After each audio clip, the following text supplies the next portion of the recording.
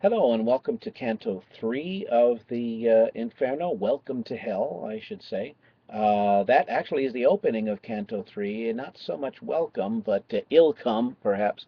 The Above the gates of hell read the letters in capital in Musa's translation. I am the way into the doleful city. That's what the gate says. The key is in the third tercet. These little groups of three, of course, Musa gives an unrhymed translation, but he still groups the lines into three the way Dante's rhyme worked. He wrote in tercets. It's a poetic form that was called in Dante's day terza rima, sets of three, tercet rhymes in groups of three. And it was a kind of an alternating rhyme A B A, but then the next tercet would pick up the B rhyme B C B, and then the you would have one unrhymed line in each tercet, but that would set up the rhyme for the next one. So that would rhyme with the remainders. And so what that gives is a very fluid, ongoing pattern so that it always connected, it always went forward. So that's perfect for narrative form. But it sets up a problem, the same kind of problem with rhyme schemes that in the English tradition, Robert Frost, the American poet, discovered in the Snowy Woods poem, Miles to Go Before I Sleep. That he sets up this ongoing form, but how do you stop it then? Because there always has to be one more line to provide the rhyme. Well, what he does when he's ready to stop a canto is simply he gives that missing line, the middle line from the last tercet, and then that single line closes the rhyme and ends the canto. So it's a great orally listening to it. You hear the sense of ending then too. So these tercets. So to explain the terminology, when I refer to tercets, that's those groups of three lines. But I'll generally be um, finding our place through the line numbers. So the key one then is the last line in the third tercet, line 9 then. Abandon every hope, all you who enter. That's what everybody remembers about the legend over the gates of hell. Abandon all hope, all you who enter. Because hell is a hopeless place. It's forever.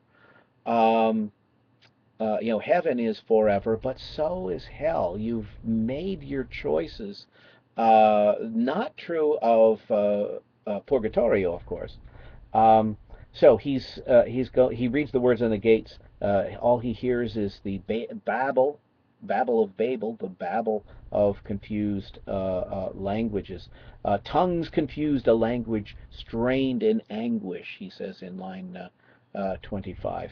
And a whirlwind arises, and he says, "What is this wretched state of being?" He asks Virgil, his guide. Um, and Virgil says, "This is the realm of the wishy-washy." Uh, they they could never decide on a path of virtue or of vice, and so they remain here on the outskirts of hell. They are mixed with that repulsive choir of angels, neither faithful nor unfaithful to their gods. I'm sorry, we're not talking about people here, but the angels. Neither those who fell nor those who remained with God. They say, well, let's see, what should I do?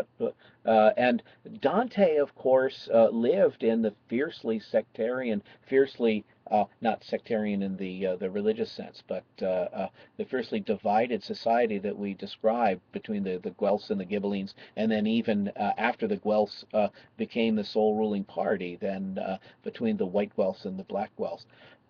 And so um, so he's used to factionalism, but he respects factionalism. I mean, those people in contemporary politics who are, that is contemporary to us, our politics, who call for, oh, we need more moderates. That's the problem. We've got extremes on both sides. We need people to meet in the middle. We need more moderates.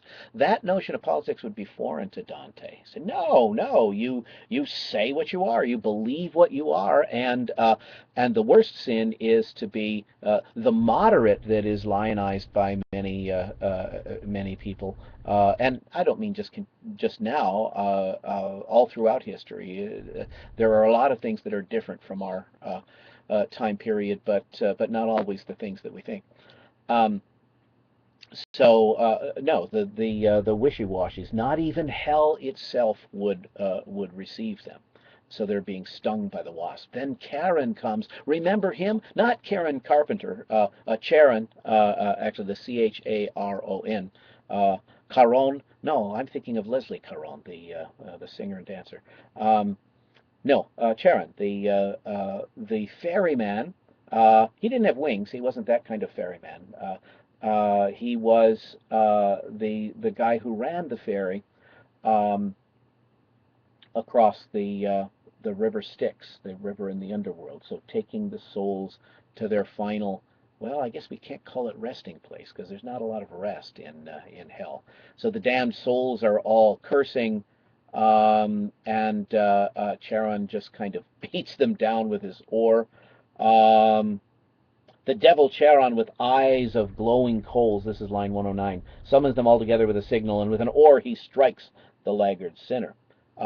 He doesn't want to have to take Dante because Dante isn't dead yet, but he does, and an earthquake suddenly interrupts everything, and Dante is knocked unconscious, and so we finally have an installment of this video that has more than one canto. So we move on to Canto IV, as the Romans say, or 4, as the Arabs say. Uh, we shouldn't really call those Arabic numerals. They're actually Indian numerals, but the Arabs borrowed it from the Indians, and then the Europe borrowed it from the Arabs, and so that's why we call them Arabic numerals. But we could, with as much justice, call them Indian, South Asian uh, numerals. We got it. You need caffeine to get through hell. I'm sorry, that's just the way it is. Um, so Dante and Virgil then in Canto 4 descend into limbo. uh, Dante may puzzle theology majors at this point because he is, as I said, lionizing, celebrating Virgil as one of the most virtuous of the virtuous pagans. Um, but those of us who study theology said, well, wait a minute. Why cannot non-baptized pagans be in heaven? Because there is always the baptism of desire. So it isn't necessary theologically for, and of course that doctrine was something like 4th century. I think it was before Augustine even. Um, so it isn't necessary for Dante to imagine the pagans in hell, but for whatever reason he does. Um, and perhaps that wasn't a popular notion at his time when he was going through his CCD.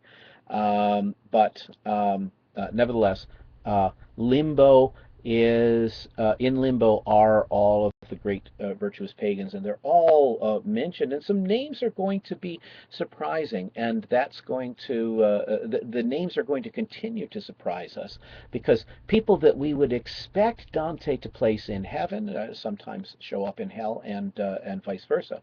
And Virgil first explains the nature of the limbo of virtuous pagans in lines 40 to 42.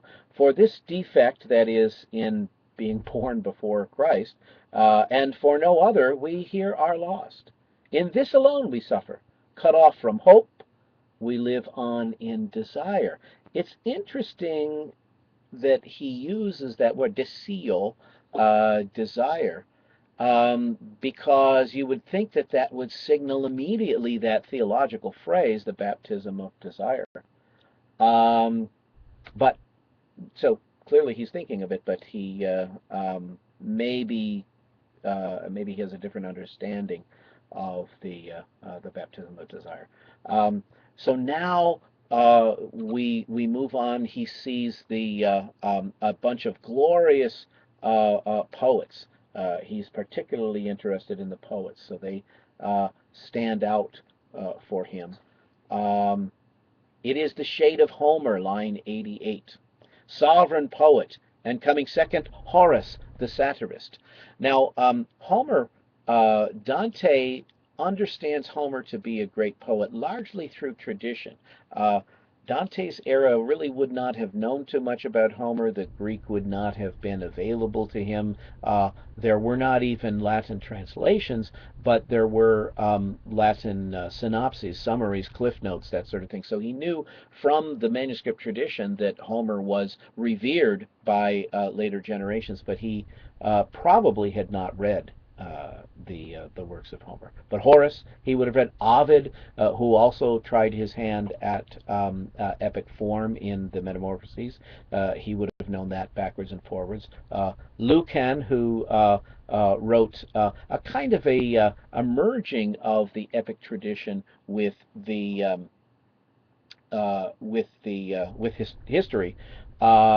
He wrote an epic called the Pharsalia, which was an epic poem celebrating the victories of Caesar and Pompey, although it was favoring Pompey. Caesar doesn't come out so well um, in the Pharsalia. And then among these, so that's Homer, Horace, Ovid, Lucan, that makes four, and Virgil is with him, and he says, I numbered sixth among such minds, line 102.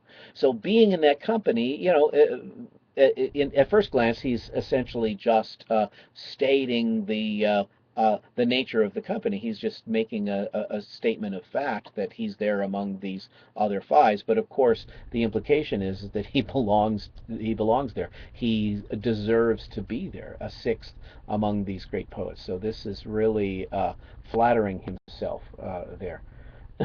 We talk together toward the shining light. What a great thing for a poet to walk among the great poets of the past, discussing things that here are best kept silent. He will use this technique in a number of ways. It's a technique that the Roman rhetoricians called preteritio, that is, passing over. Um, we won't talk about that. Okay, it's a way of saying something without having to say it by saying, well, we won't say it, but then that by saying you won't say it, you essentially say it. Um, and so he moves on to the castle of the noble pagans, and we see Caesar, line 123, Saladin, line 129, an Islamic leader, very interesting. A bunch of historical Romans earlier than that, and pseudo-historical going back to prehistory. Socrates and Plato. Again, Plato was another one that Dante knows largely through tradition. Actually, Plato was known again through the Arab, the same scholars who gave us the Indian uh, numerical system and mathematics also gave us some of the Greek history that had been translated into Arabic and then into Latin. So we're getting a lot of Platonism through the Arab scholars. Dante is. Um, and then after the 16th century, some of the direct translations from Greek begin. I saw Orpheus, Tully, Linus, Seneca the moralist. Some of these are mythological figures. Tully is the name by which Cicero was known, Marcus Tullius Cicero. Um, the company of six becomes just two, and so he's left alone again with Virgil and goes on to Canto 5. Canto 5 is one of the most remembered cantos, and alas, we're already at almost a quarter of an hour, so perhaps it's time to start another one, and I'll do 5 and 6 in one foul swoop, and that will end our session on the first 6 books. So we'll end right here, and we'll see you on the other side for cantos 5 and 6, or as the Romans say, V and VI, or is it V and V? I'm not sure. You puzzle that out and then go on to the next video. So bless you until we meet again.